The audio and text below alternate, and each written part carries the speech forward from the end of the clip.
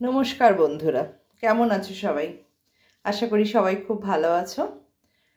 देखो आज के आमी तोमादेर जे जिनिसटा बानिये देखाबो सेटा होच्छे मानकचु बाटा बा मानकचुर भर्ता। मानकचु अनेके हयतो आमरा बाड़ीते एमनी बानाई बानिये खाई। ता देखो आमी तोमादेर जे भर्ताटा बानिये आजके देखाबो तार जोन्नो आमार विशेष माने घरे थाका कयेकटा जिनिस दिए किन्तु एटा आमी तैरी करे देखाबो। এই যে মানকচু নিয়েছি আমি 300 গ্রাম মতো মানকচু আছে আমার কাছে আর এরকম ছোট ছোট টুকরো করে কেটে নিয়েছি।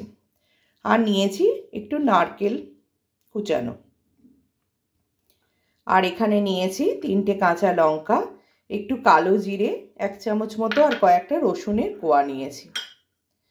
এবার দেখো আমি সমস্ত ইনগ্রেডিয়েন্টস গুলোকে মিক্সার গ্রাইন্ডারে পেস্ট করে নেব। এবার আমার গ্যাসটা জ্বালিয়ে আমি ফ্রাইং প্যান একটা বসিয়ে নিয়েছি। এর মধ্যে দেব আমি একটা শুকনো লঙ্কা ফোড়ন। আর আমার কাছে যে কালো জিরে ছিল সেই কালো জিরেটা অল্প একটুখানি রেখে দিয়েছি এটাকে ফোড়ন হিসেবে দেবার জন্য। এবার এর মধ্যে দেব একটু সরষের তেল।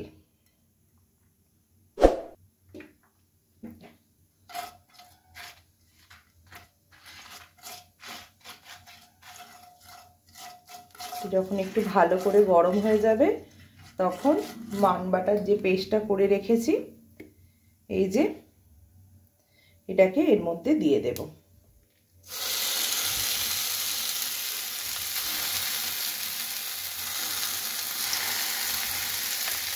খুব ভালো হয় খেতে, কিন্তু দারুণ টেস্ট হয়।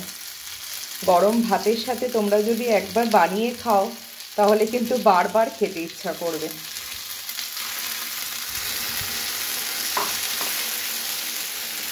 এর মধ্যে দিয়ে দেব এবার নুন আর অল্প একটু স্বাদটাকে ব্যালেন্স করার জন্য চিনি।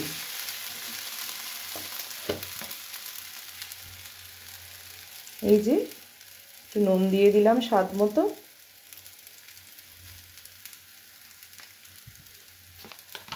আর দেব অল্প, একদম অল্প একটু চিনি।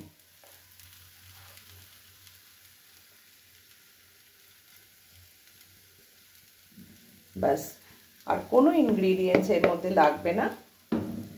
জাস্ট এটাকে একটু ভালো করে কষা কষা করব, তাহলেই কিন্তু আমার তৈরি হয়ে যাবে মানের ভর্তা বা মান বাটা। দেখো এইভাবে নেড়ে নেড়ে এর মধ্যে যে জল ভাবটা থাকবে সেটাকে শুকিয়ে নেব।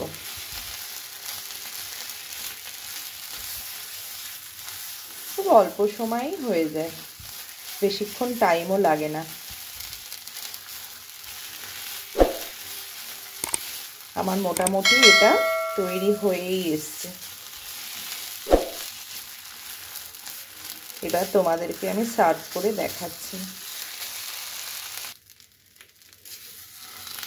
এই যে এটা যখন এইভাবে যখন একটা ডোয়ের মতো তৈরি হয়ে যাবে তখন বুঝবে এটা রেডি হয়ে গেছে।